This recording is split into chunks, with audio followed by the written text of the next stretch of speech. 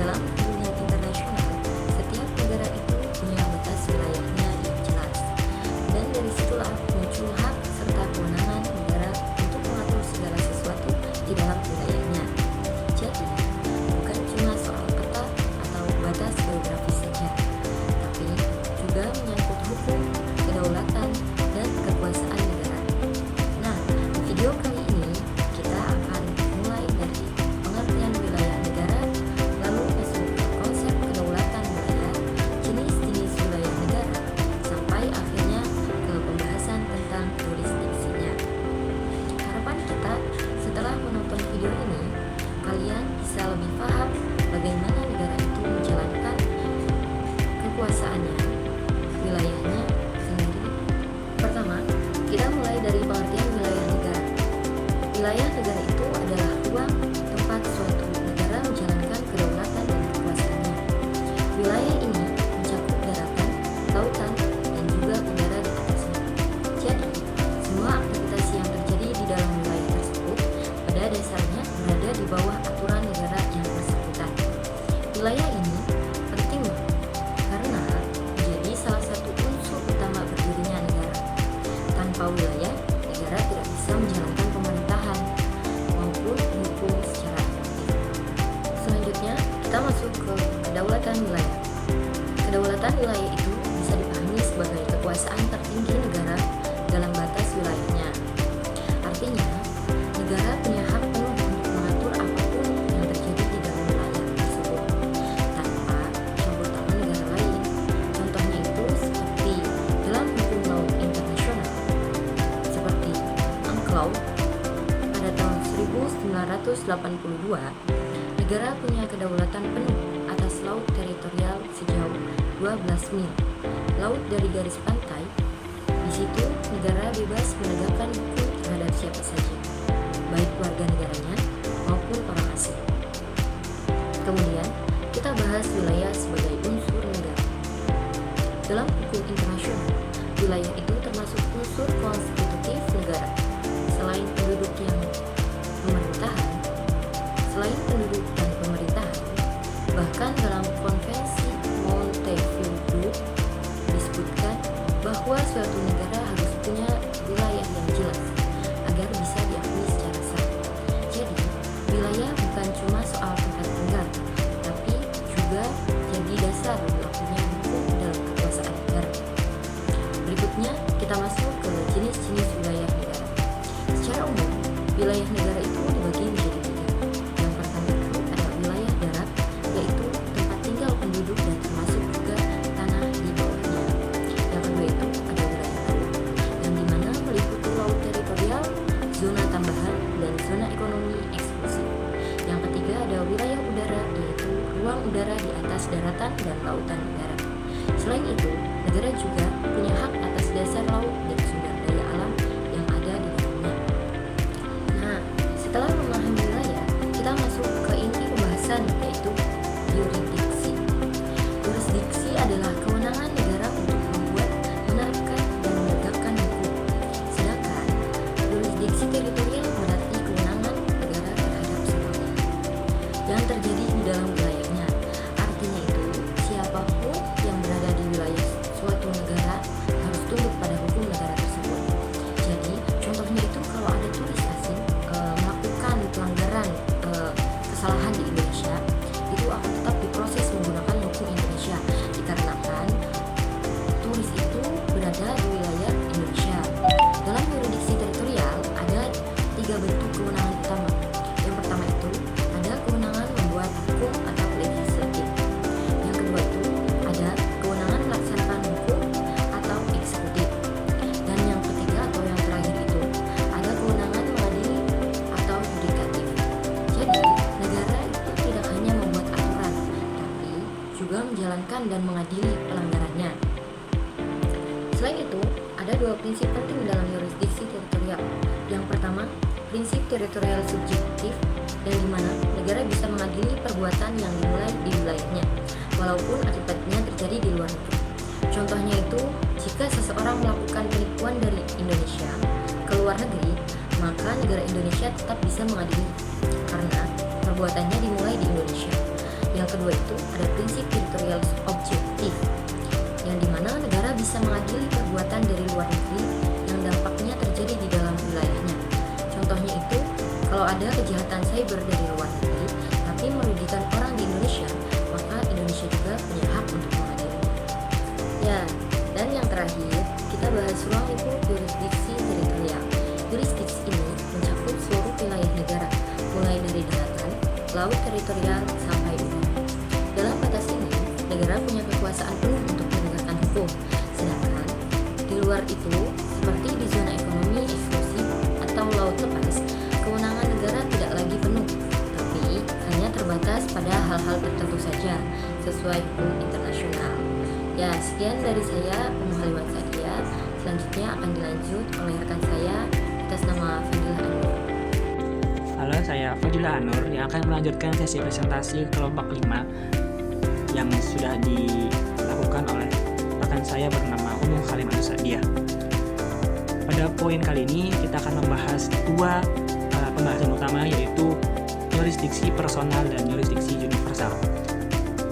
Langsung saja ke pembahasan utama, yaitu jurisdiksi personal. Apa sih yang kita ketahui tentang jurisdiksi personal? Jika kita telisik lebih awal lagi, jurisdiksi personal atau jurisdiksi itu adalah suatu kekuatan hukum atau suatu kekuatan hukum. Nah, jika sudah dilabeli personal, artinya menyasar berarti menyasar orang-orang pribadi atau menyasar pribadi kita sebagai warga negara.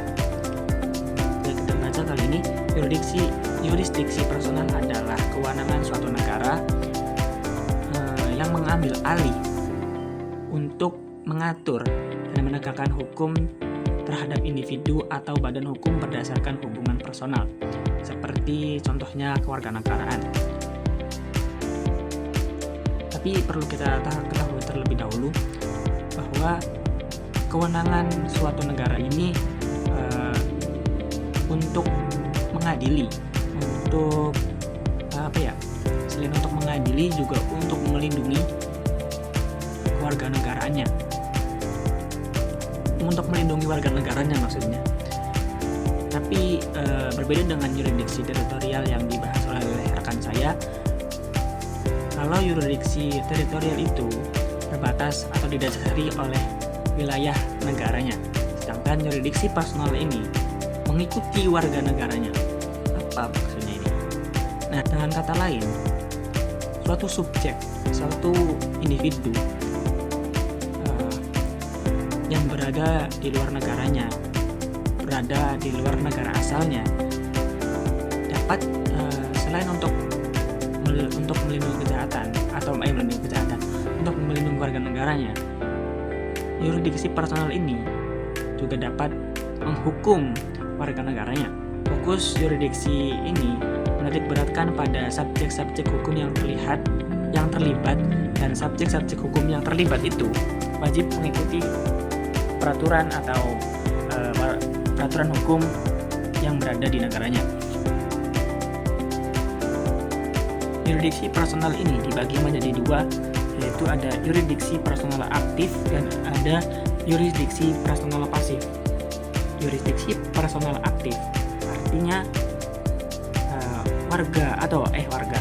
negara mempunyai jurisdiksi kepada warga negaranya yang berbuat kejahatan di luar negeri, di mana pelakunya mempunyai hubungan kebangsaan dengan negara yang bersangkutan.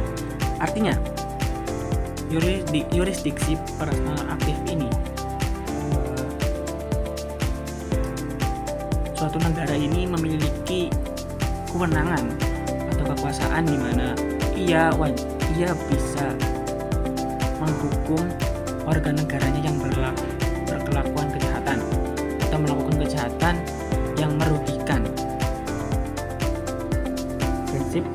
Prinsip personal aktif ini memperkenankan suatu negara untuk mengambil alih dan menyatakan jurisdiksinya terhadap seseorang yang bersalah dalam pengertian melakukan pelanggaran terhadap peraturan hukum nasionalnya.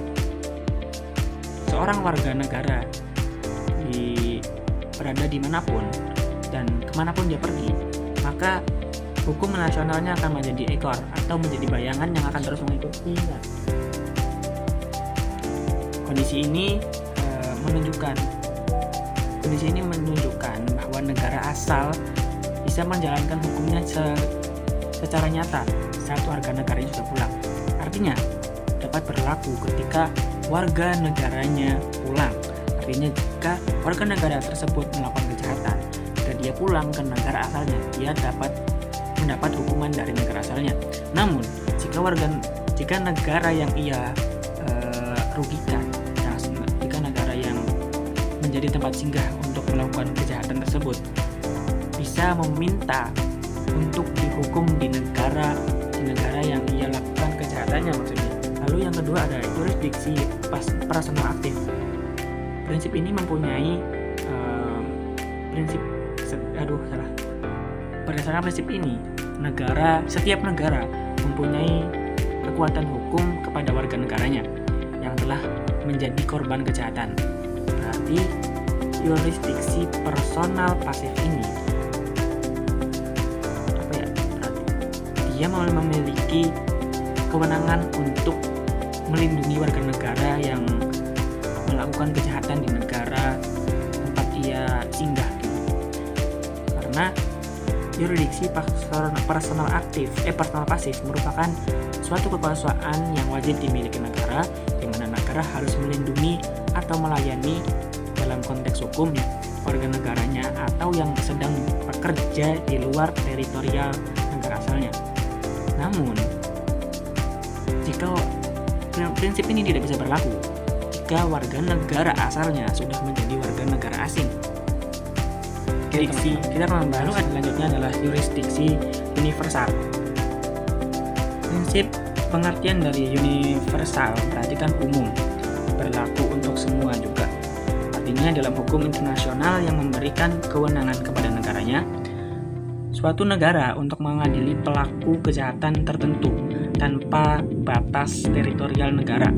Berarti tanpa memandang batas suatu negara, tanpa memandang warga negaraan pelaku juga maupun korban. Pelayanan jurisdiksi universal merupakan prinsip hukum pidana internasional yang memberikan kewenangan kepada negara untuk mengadili pelaku kejahatan. Penerapan prinsip ini dalam praktik tidak bersifat tanpa batas, melainkan dibatasi oleh norma hukum. Artinya, prinsip ini memberikan kewenangan kepada negara untuk menuntut dan mengadili pelaku kejahatan internasional tertentu tanpa memperhatikan tempat kejadian kejahatan maupun kewarganegaraan pelaku dan korban. Artinya, semua bisa kena gitu. Apalagi di kasus-kasus seperti sekarang, entah itu Iran, entah itu Palestina, karena prinsip dari jurisdiksi universal ini adalah prinsip kemanusiaan, yang dimana kemanusiaan ini sangat tinggi empatinya. Ketika suatu negara dengan asasi manusianya diusik, maka negara lain pun membela gitu, dan tidak segan untuk menumpas kejahatan tersebut, karena ini adalah kehendak bersama masyarakat internasional. Itu ada prinsip selanjutnya, yaitu ada selain prinsip kemanusiaannya, ada prinsip erga omnes dan jus cogens, di mana terkait erat dengan norma internasional yang memberikan kewajiban kepada warga negara untuk mematuhinya karena sifatnya yang mengikat. Berarti jika kita korelasikan dengan kemanusiaan yang tadi, jika sudah membahas tentang hati nurani dan empati, maka ini sifatnya akan mengikat, yaitu erga omnes dan jus cogens. Artinya sudah mengikat pula dan berlaku untuk universal. Lalu selanjutnya mungkin ada ruang lingkup dari universal, dari jurisdiksi universal. Kenapa? Dari katanya